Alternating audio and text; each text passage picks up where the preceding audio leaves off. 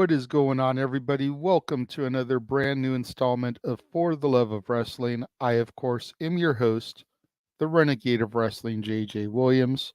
Happy Tuesday. Good to see everyone filing in here as we begin the show, the final Raw before WrestleMania 40. Got a lot to talk about. I'm going to try to get as in depth with it as possible, while also trying to get us out of here as quickly as possible. I know there is so much stuff going on this week for WrestleMania, not just here on the Costa D18 Studios channel, but across the multiverse of media, across other channels, in Philadelphia. So much stuff happening. Let's get into it. Raw kicked off last night with the final boss, The Rock, talking about what he did to Cody Rhodes last week at the end of Raw. He even addresses the parents of some kids who he shows videos of crying because of what he did to Cody Rhodes. One little kid saying that they never want to watch Moana again because of what Maui did. I gotta admit, on the one hand, as a parent, I'm like, oh, this is sad. But on the other side, I'm just like cracking up. The Rock was so on point, so on fire with this stuff last night. Top of his game. Can't wait to see what he brings into SmackDown mere hours before night one WrestleMania. We then bring out the Bloodline, and this is more or less your typical shtick from Roman Reigns. Seth Rollins then comes out through the crowd, a la the Shield days, and Seth basically attempts to issue an open challenge to either The Rock or Roman, but instead Solo Sikoa steps up, and for the main event of Raw, we're going to get Solo Sikoa versus Seth freaking Rollins. We then get highlights of Ariel Helwani and Rhea Ripley from a podcast earlier in the day. Becky Lynch crashes the podcast and starts to cause drama and stuff there. We then cut back to the arena, and Jackie Redmond attempts to interview Becky, who says that she is going to finish what she started. We then have an 8-man tag team match, and it is the New Day and DIY versus the Judgment Day. This was a fantastic opening contest. It allowed the Judgment Day, and specifically Damian Priest, to look dominant and strong going into the ladder match at WrestleMania. Of course, the New Day and DIY will both be in that match. We've got JD McDonough finally getting his hand raised as part of a victorious match. Granted, he didn't get the pinfall. He didn't win the match. But it's just good to see JD McDonough on the winning side of things for a change. We then go backstage and we see Paul Heyman, The Rock, and Roman Reigns. And we get the official announcement here that Leah Maivia, The Rock's grandmother, is going into the Hall of Fame, as well as the announcement that Roman Reigns himself will be inducting Paul Heyman into the Hall of Fame Friday night immediately following SmackDown. So we now know Roman will be there for SmackDown. It's just a matter of if he's going to show up for that final push home.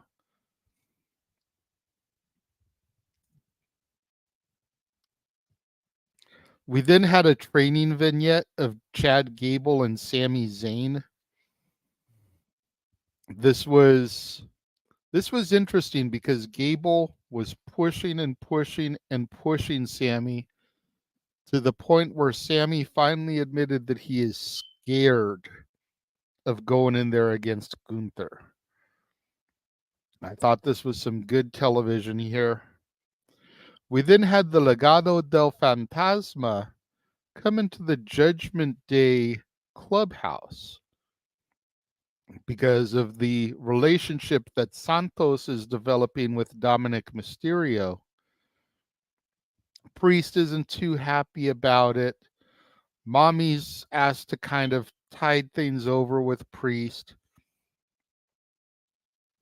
I'm not sure if they're looking for maybe an expansion. I don't know if maybe they're looking to make the Legado an extension of the Judgment Day and have them dominate SmackDown the way the Judgment Day is dominating Raw. It's definitely very interesting the way they're trying to set this up, but I ultimately think it's going to help to lead to the demise of the Judgment Day. Once Balor and Priest lose their tag titles, Mommy loses her world title, everything's just kind of going to collapse under the Judgment Day. We then had Sami Zayn versus Bronson Reed. This was a very good match, in my opinion, but I didn't like that there was no finish.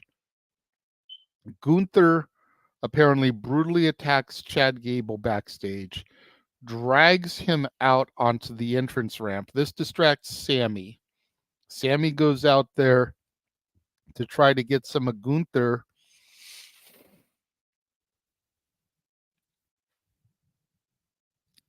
And kind of just avenge Gable.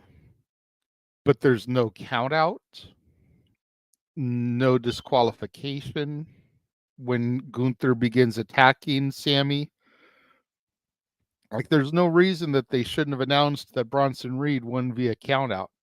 Sammy was out of the ring for way more than 10 seconds. So there very easily could have been a finish, albeit a cheap finish via count out, but there was no finish here. I didn't like that. We then go backstage and we see Jey Uso kind of walking around, and he bumps into Lil Wayne. Apparently, Lil Wayne is going to be at WrestleMania 40 to reveal his new single. Okay. I probably would have cared about Lil Wayne at WrestleMania 25 years ago. But now,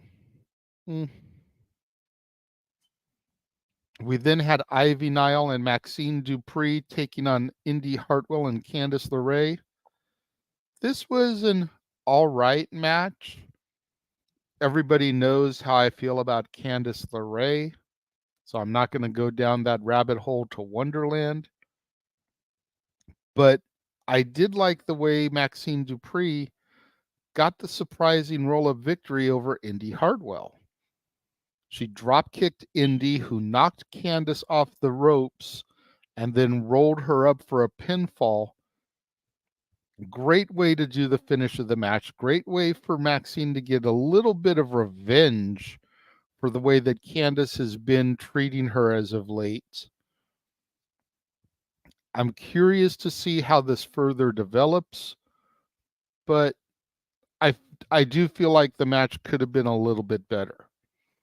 Main reason I think the match was just kind of meh was because it wasn't given a whole lot of time. It seems like the televised women's matches, if it's not a main event match with the caliber of a Becky Lynch, a Rhea Ripley, a Bianca Belair, etc., are starting to get their times cut, much like they did during the Attitude Era, when they were looked at as nothing more than tits and ass. And I don't really like that. There's no reason why this match shouldn't have gotten the same amount of time that Sami Zayn and Bronson Reed did.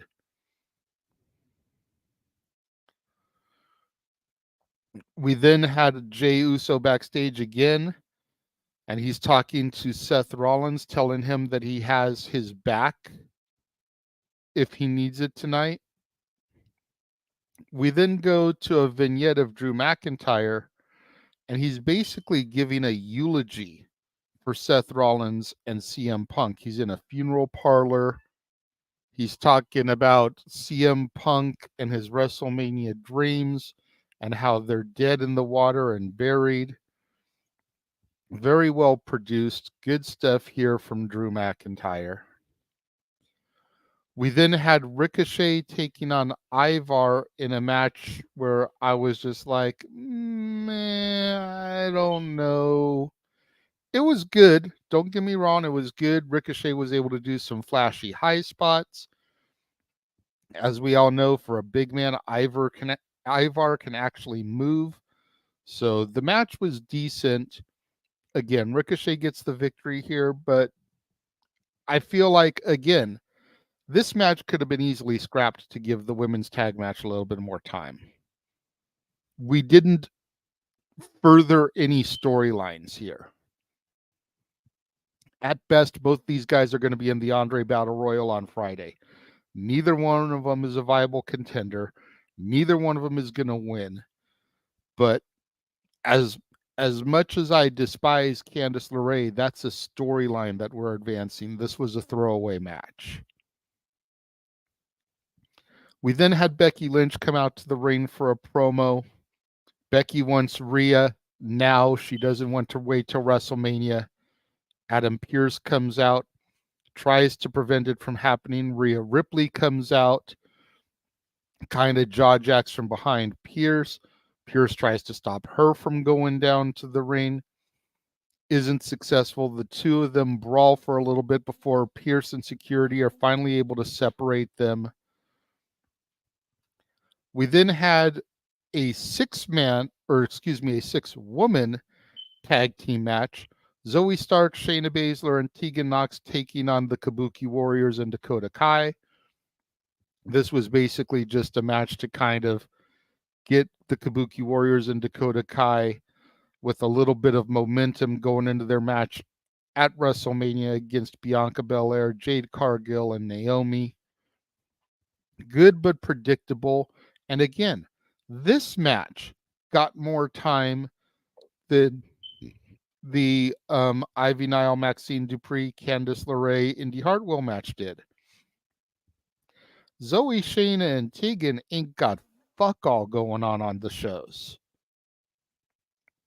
Shayna Baszler is so underutilized. She's wrestling for a different promotion this Thursday going into WrestleMania because she's not on the card.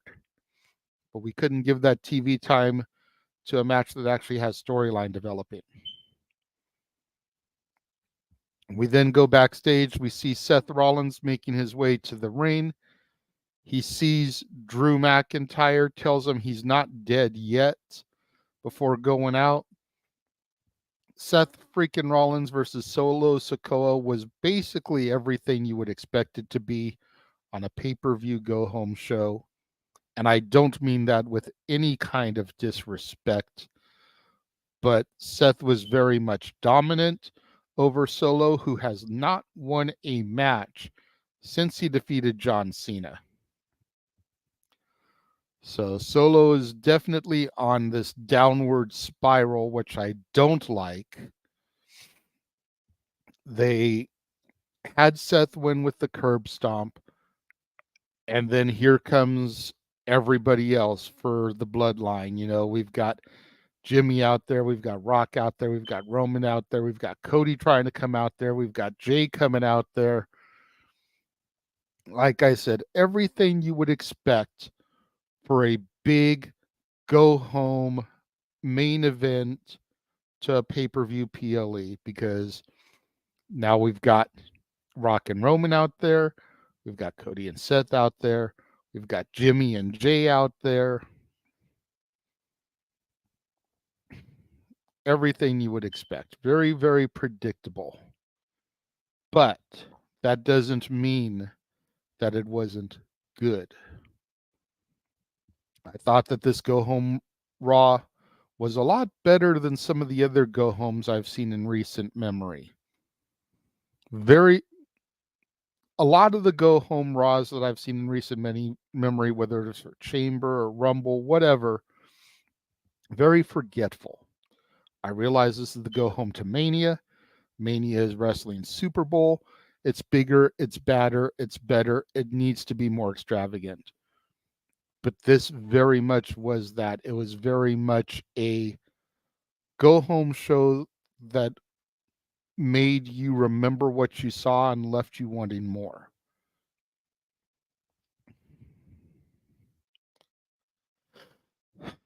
Let me see here.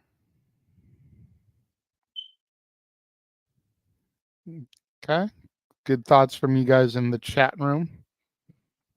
I'm going to do what we always do here. Take a quick commercial break. Show you everything that's going on this week across the entirety of the multiverse of media. Keep in mind, some of this stuff is already aired. Some of it you can find on demand here on the Casa D18 Studios channel, the Jeff Meacham Network, and across the greater multiverse of media. And everything else is coming up. We got a lot of stuff this week, so take notes. I will be right back.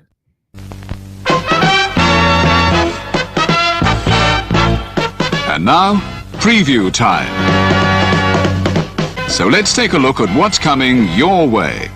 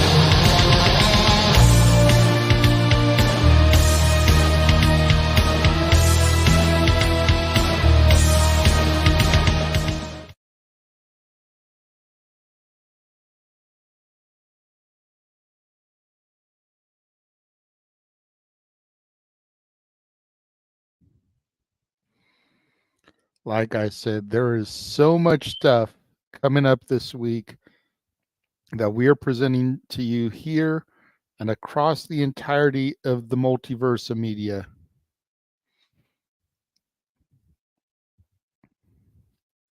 We do have an update on that trailer. The Slammy Awards graphic said time TBD. We now have an official time, and apparently WWE is trying to kill us West Coasters. 7 o'clock a.m. Pacific time, 10 a.m. Eastern time. The Slammies WrestleMania Sunday.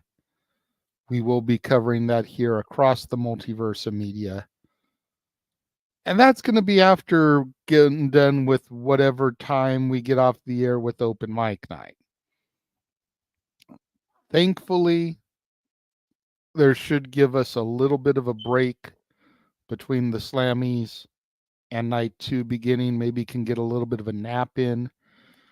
But yeah, it's going to be knucking futz.